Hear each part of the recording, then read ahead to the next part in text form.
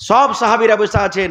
সাহাবীদের মধ্যে একজন সাহাবী যার নাম হলো আবু তালহা রাদিয়াল্লাহু তাআলা আনহু, সে সাহাবী বলছেন, হুজুর আপনার মেহমানটা আমাকে দেন, আমি বাড়িতে নিয়ে যাব। কিন্তু আবু তালহাও জানে না যে আমার বাড়িতে খাবার আছে কিনা। নবীজি তাকে দিয়ে দিলেন, মেহমানকে বাড়ি নিয়ে চলে গেলেন, বসতে দিলেন। বাড়িতে ঢুকলেন আবু তালহা, তার স্ত্রীর নাম হলো রোমাইসা, একটা হাদিসে আছে গোমাইসা, কিন্তু আসল নাম হলো বিবি রোমাইসা।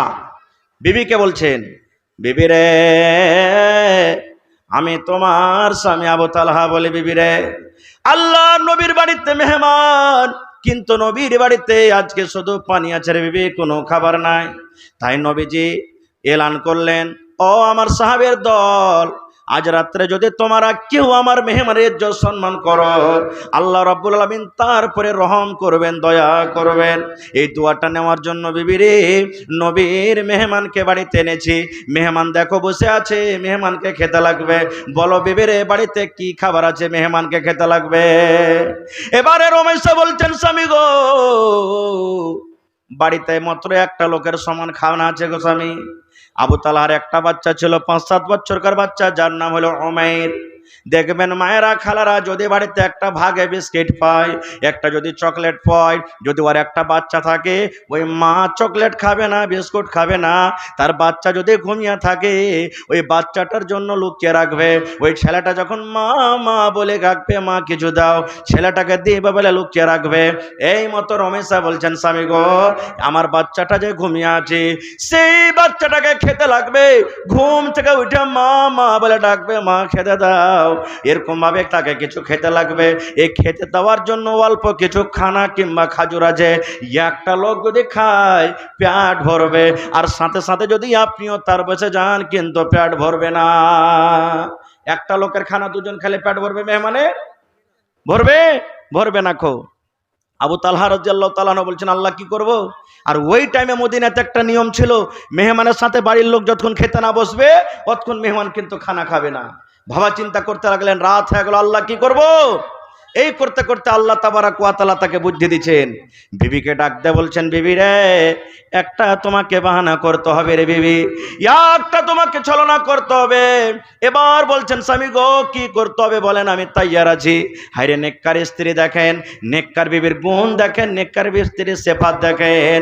এবার বলছেন, বিবি রে, আমরা যখন দুইজন খেতে বসবো, তার আগে তুমি দাস্তারখানটা লাগাইয়া দাও, আর তুমি পানি টানি দিয়ে দাও, আর বাড়িতে অল্প যে খাজর কিংবা খানা আছে তুমি খানাটা লাগিয়ে দাও, আর বাড়িতে যে চারাক আছে বিবি রে, ওই চারাকের ফিতে পলি থেকে তুমি ছোট্ট করে দাও, চারাক যেন টিম টিম টিম টিম করে জ্বলে, চারাকে যেন আলো না হয়। আমি তখন ডাক দিয়ে বলবো, বিবি রে, এই চারাকে তেল নাই নাকি? দেখো চারাকে আলো হয় না, টিম টিম টিম টিম করে চারাক জ্বলে।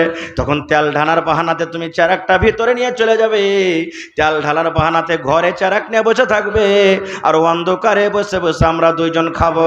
আমি শুধু থালাতে হাত দিব আর মুখে দিব, আমি থালাতে হাত দিব আর মুখে দিব, আমি কিন্তু খানা খাবো না। মেহমান যাতে মনে করে আবু তালহাও আমার সাথে খানা খায়, বুঝতে না পারে মেহমান যে আবু তালহা খানা খায় কিরকম ভাবে, শুধু থালাতে হাত দেয় আর মুখে দেয়।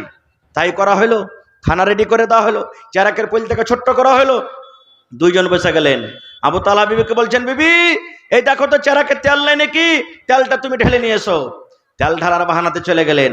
আবু তালহা রাদিয়াল্লাহু তাআলা আনহু বলেন, সেই রাত্রে ওরে আল্লাহ, আল্লাহর কসম করে বলি, আমার বাড়িতে যা খাবার ছিল আমি সমস্ত খানা মেহমানকে আমি খাইয়ে দিয়েছি।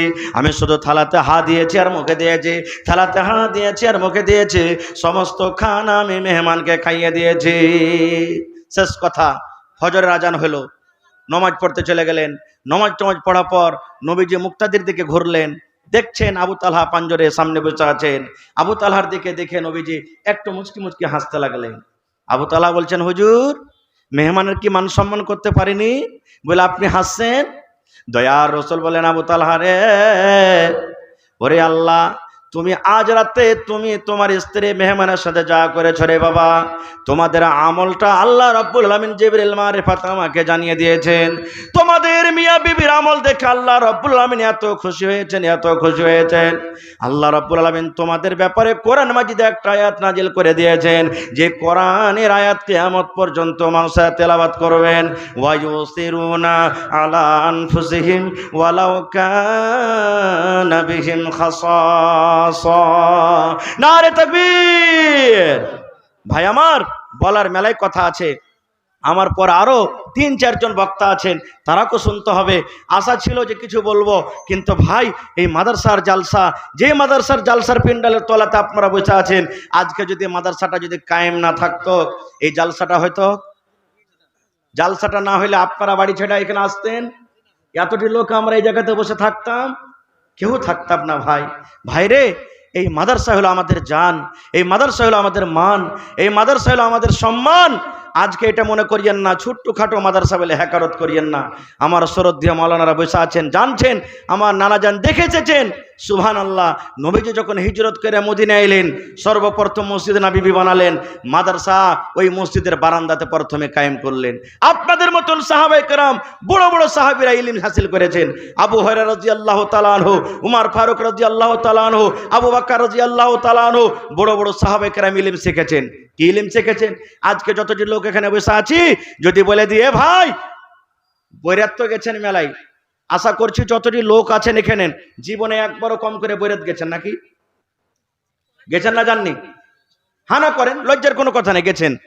এবার যদি বলে দি মৌলভী সাহেব যখন বিহা পড়িয়ে দিলে, আর বিহা পড়া পর তখন এই যে দুয়া দেয় একটা দুলহা দুলহানকে, ছেলে মেয়েকে একটা দুয়া দেয়, দুয়াটা কি রে ভাই একটু বলেন তো?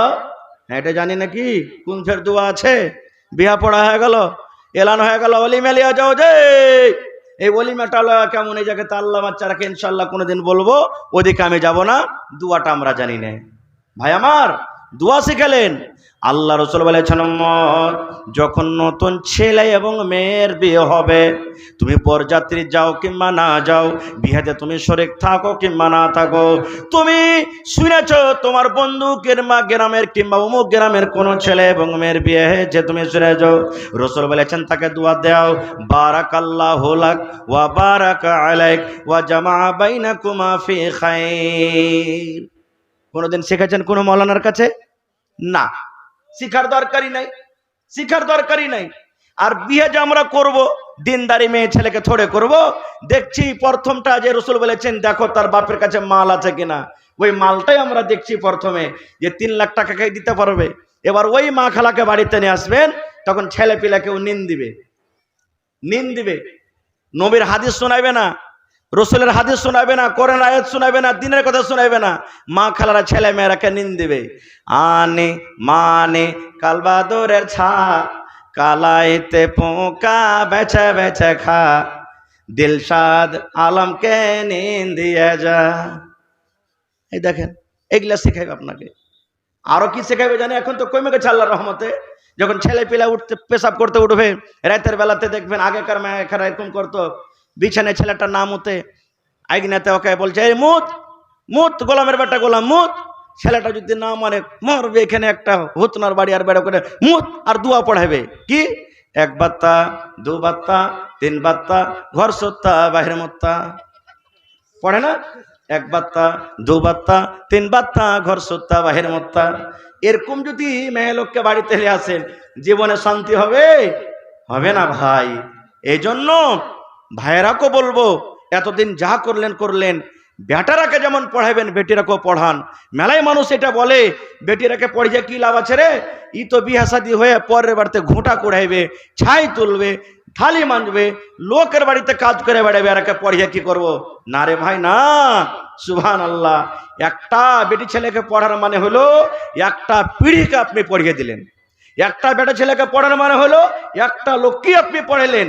আর একটা বেটি ছেলেকে পড়ানো মানে হলো ওর কোখ থেকে যতটি আওলাদ হবে, ওর কোখ থেকে যতটি ছেলে মেয়ে হবে, ইনশাআল্লাহ সমস্ত ছেলে মেয়েদেরকে দিনের হিসাবে সে চালাবে, দিনদার করবে, চেষ্টা করবে যেন আমার ছেলেরা শরীয়ত বিরোধী না কাজ করে।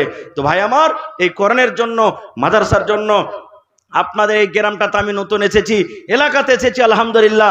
তবে আজকের মাহফিলে দেখি কোন আল্লাহর বান্দা আছেন একটা লোক 10,000 টাকা দান করতে পারবেন? দেখি কোন আল্লাহর বান্দা এমন আছেন একটা লোক 5,000 টাকা দান করতে পারবেন? এবং দেখি 50 জন আল্লাহর বান্দা এমন আছেন 1000, 2000, 500, 1000, 2000, 500 করে 50টা লোককে দিতে পারবেন? 3100 টাকা মহিলা প্যান্ডেল থেকে।